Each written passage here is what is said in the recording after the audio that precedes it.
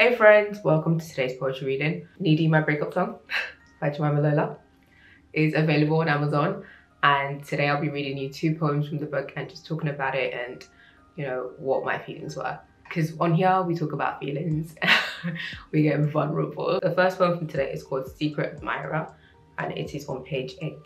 So this is actually the 4th poem in the book, very early on. This is not another roses are red declarations of love. Words put together to sound flowery, surface level flattery.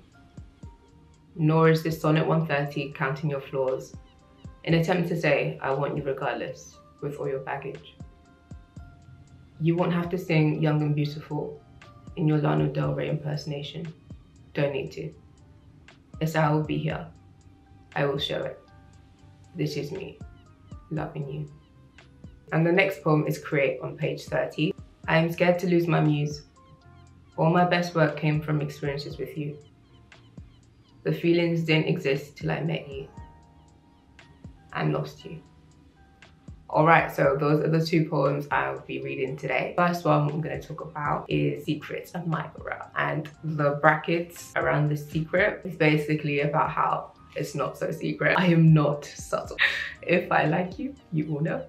I can't hide it. I'm the approach type for the most part, not all the time. But if I have a target, if I am shooting my shot, I don't like chill. I'm very go for it. And so yeah, like I said, this poem, Secret Admirer, is one of the first I wrote about this person.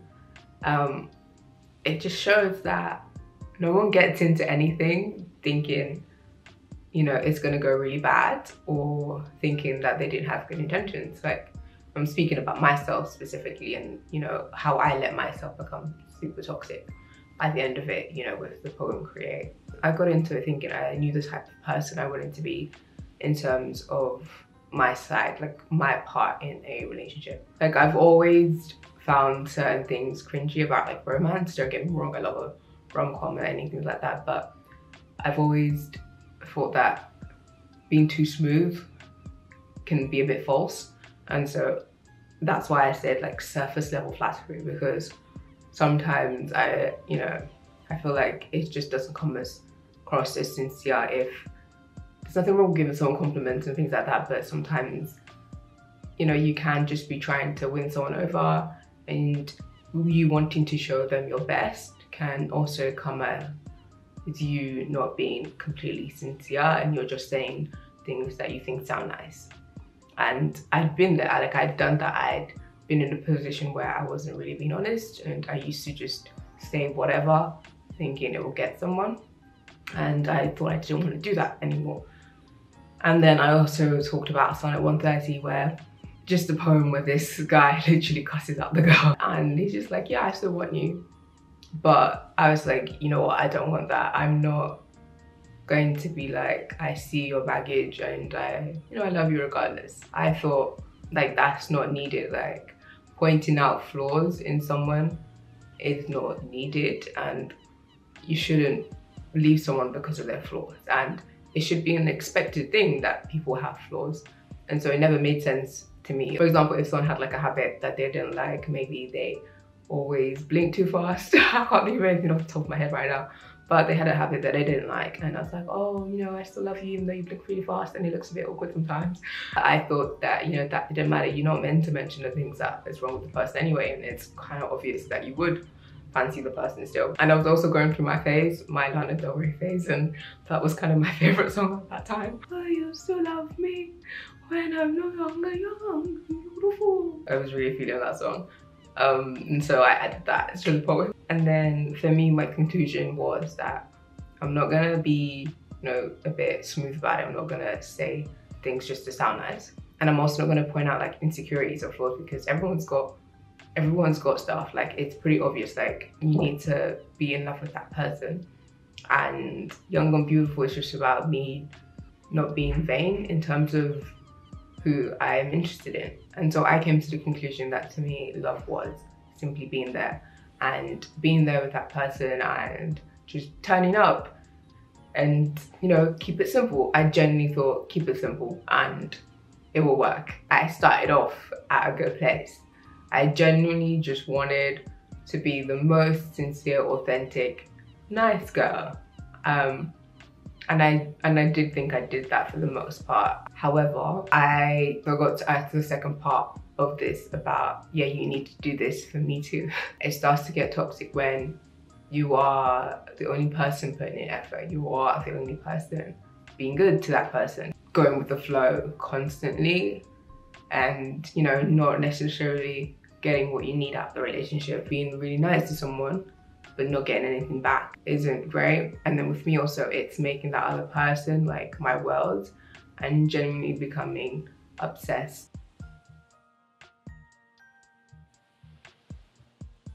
Create, I acknowledge that I'm scared to lose my muse.